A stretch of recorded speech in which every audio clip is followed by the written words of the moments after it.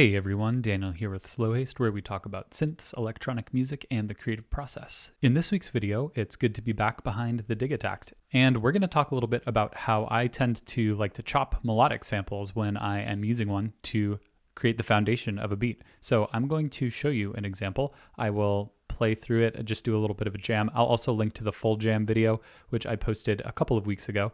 And so you can, listen to that if you want to hear the whole song, but I'll just give you a quick idea of what the song sounds like before I get into how I chopped the main melodic sample and then sequenced the rest of the percussive beats and other accents behind it. So here we go.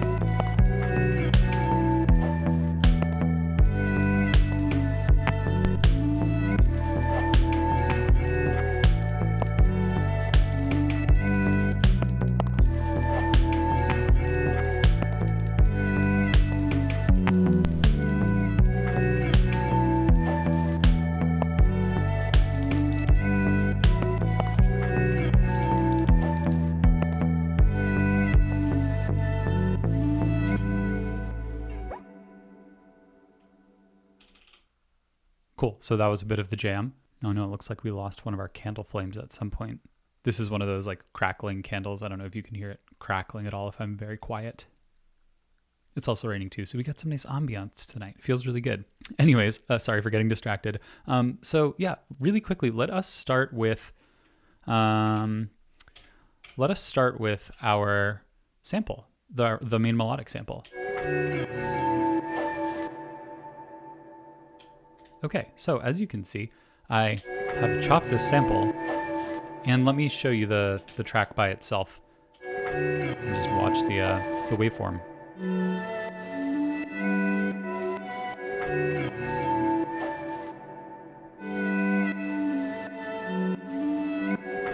So effectively, that's what chopping is. It's basically taking like a long form sample and finding little bits and pieces of it to chop up and rearrange into a different melody, essentially. So in a new pattern, what I'm going to do for you is just play the whole sample, and you can watch the waveform.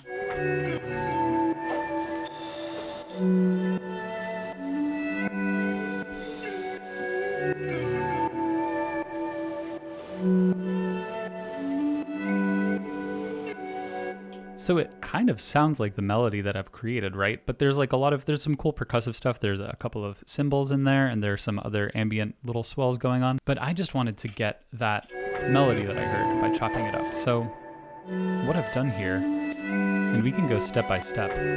That first step,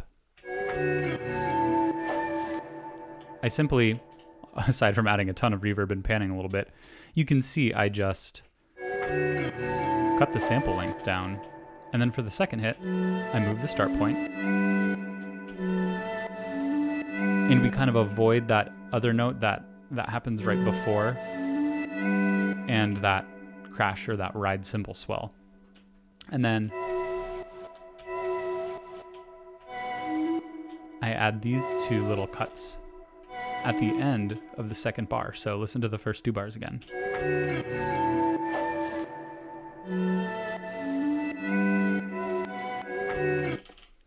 So you get like a little bit of a rhythmic flip around there, and you can hear when I play this sample, the tail of that has some notes that are not in the scale, in the key that we're playing in. But you really don't hear those.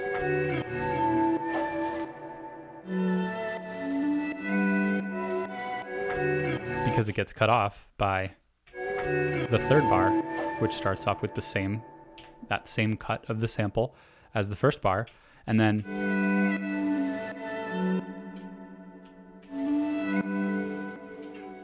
it kind of just plays that that piece from the second bar in reverse for the first hit of the fourth bar, and then plays that chop from the end again. So let's watch each step and keep an eye on the waveform as it plays through the pattern.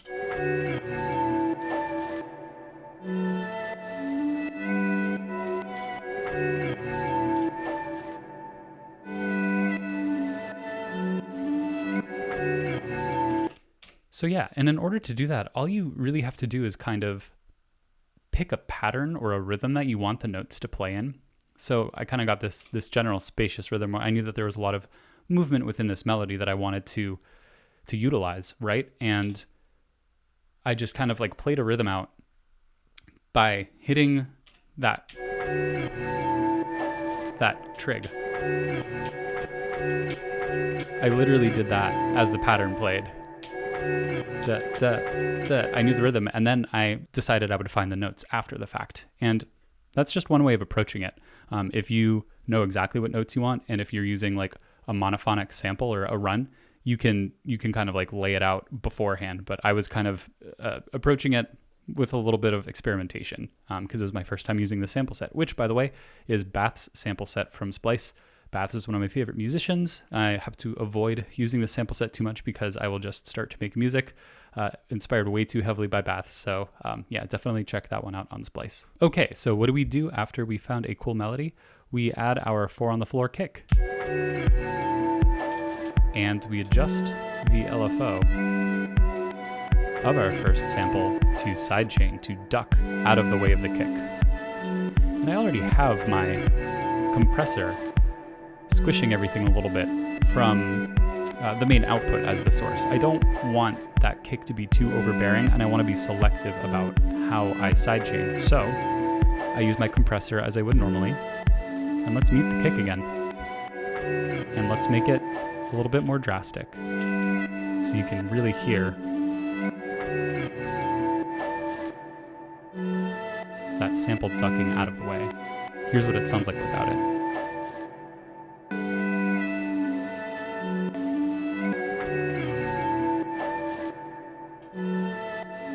So yeah, using that little exponential curve just gives you like that little duck. You can play around with the waveforms.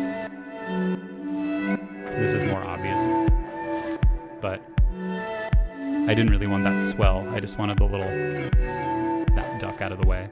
One of my favorite tricks to do with the Digitakt on any sort of pad or melody or, like bass synth, to duck out of the way of a 4 on the floor kick. Super fun.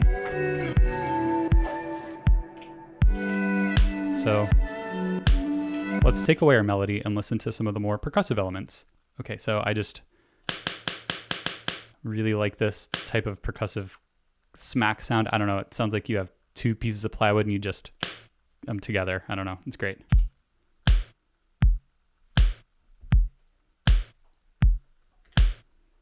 Sorry if you can hear my dog licking herself in the background. It's one of her favorite pastimes, and she likes to chill with me a lot, so we are blessed by her presence, I guess.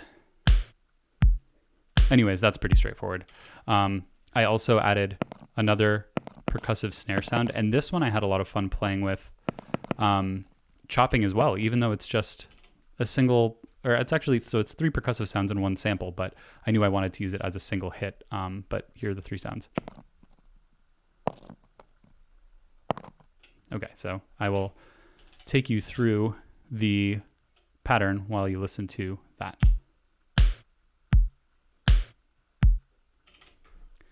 But first, I will unmute the track.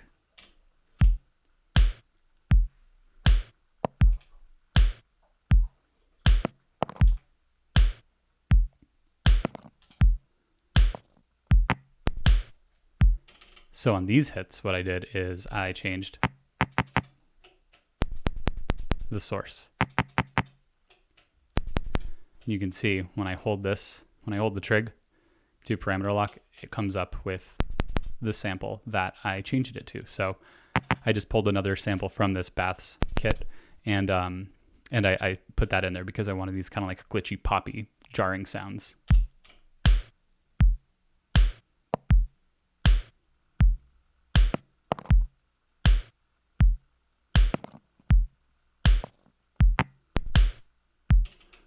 So you can see with that second track, you can even chop, percussive samples that just have, different audio data in the waveform. I guess it's not quite slicing. I don't know if I would call it slicing a sample, because I'm not like allocating it chromatically, across, even subdivisions across a keyboard or something like that. It's kind of more so chopping it and using certain points in that sample. So, okay, I will bring in track 3, just another bit of auxiliary percussion. Much more simple. I just kind of like used single hits. So there's that. And then the hi-hat. Just bringing you through the grid to give you an idea of what I did with the hats. The interesting thing about this hi-hat sample, though, is look at the waveform.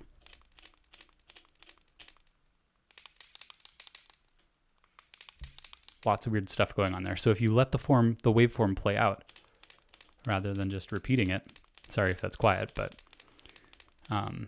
you can see straight ahead, play it, and then by the end of that pattern, because this note rings out, it gets like super clattery. So that's pretty cool. By leaving room for it to breathe, you allow the sample to actually get a little bit more wild. So I kind of use that rhythmically in how I program the pattern to the advantage of how I wanted the pattern to progress. So that's it for the percussion section. Let's see what else. So yeah, I put a little stab that I actually pitched up a whole step to play in key with this melody. It just fit the aesthetic, very ethereal, floaty, light, heavenly, call it what you will. Hey there, bassline, we're not ready for you yet. Okay, cool. And then the last thing I did is I added a bass line. Let's just play it with the percussion.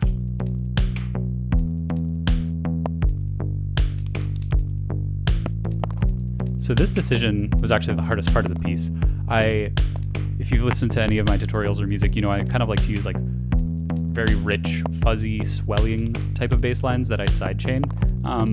And I tried that with this, and I was just like, no, this is bad. What's wrong with this? This was sounding so cool. I was getting kind of annoyed.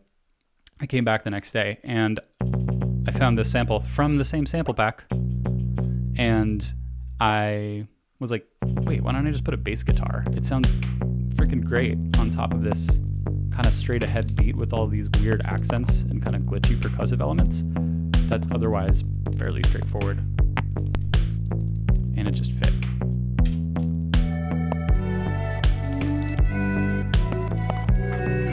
So yeah, super happy with how that came out. It was one of those like, aha, yes moments where I feel like I found that last piece of the puzzle, at least for this first pattern. And again, this is a,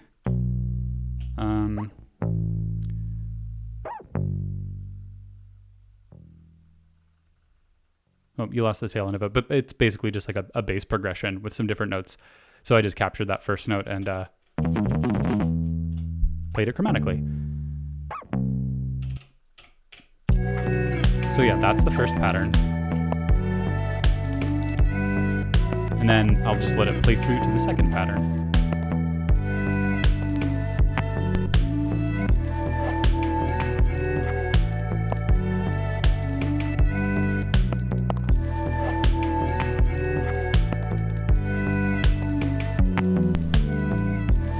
Okay, so there's quite a few different things happening here. Nothing too crazy.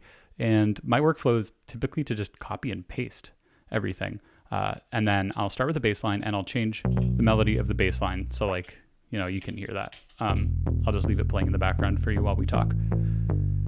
So after that, the next move for me is to change the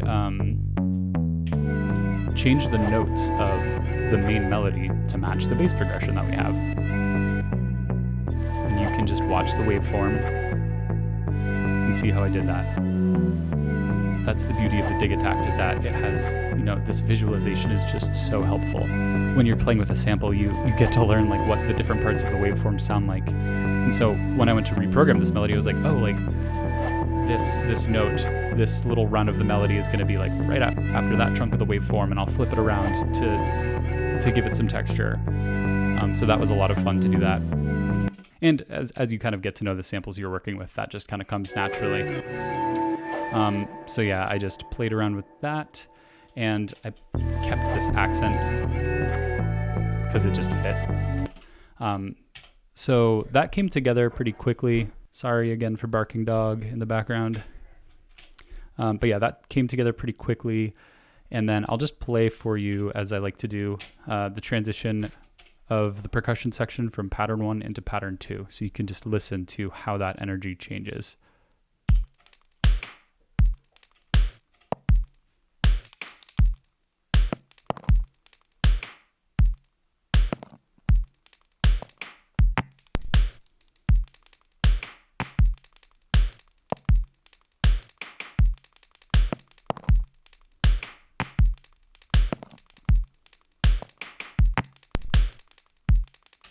So yeah, these guys doing their thing the whole time. This hat getting a little bit more dense, as you can see. So yeah, those notes are just a little bit more accented rather than allowing it that space to breathe, so it gets clattery. And then this guy I just threw in a little bit more frequently. On the left side, you get those kind of like breathy rim shot sounds, which is a nice accent to kind of put it in there to get it a little bit more forward motion, a little bit more energy there. And then same thing with this sample, I basically just added more of them. And that little, like those two glitchy hits, I put them sort of at the pickup of the third pattern as well. So you have that there, just a little bit busier.